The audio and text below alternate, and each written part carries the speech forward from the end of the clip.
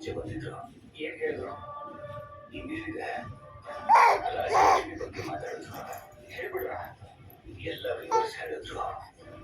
ಅದಕ್ಕೆ ನೀವೇನ್ ಹೇಳಿದ್ರಿ? ಜೀವನದಲ್ಲಿ ಬೆಳೆಯೋ ಮಕ್ಕಳಿಗೆ ಅಡ್ಡ ಹೋಗ್ಬಾರ್ದು, ಅದಕ್ಕೆ ನಾನು ಏನು ಮಾತಾಡಕ್ಕಾಗಲಿಲ್ಲ. ಅದೆಲ್ಲ ಮಾವಯ್ಯ, ಅವನು ಅವ್ರಿಗೆ ಇಷ್ಟ ಇರ್ಬೇಕಾದ್ರೆ ನಮ್ಗೇನೆ ತೊಂದರೆ. ಮೊದ್ಲೆಲ್ಲ ನಾನು ಹೆಣ್ಮಕ್ಳು ಊರು ದಾಟಬಾರ್ದು ಅನ್ಕೋತಾ ಇದ್ದೆ, ಆದ್ರೆ ಈಗ ಆ ವಿಷಯದ ಬಗ್ಗೆ ನನ್ನ ನಿರ್ಧಾರ ಬದಲಾಗಿದೆ.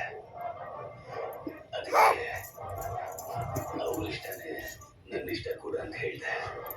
ಮತ್ತೆ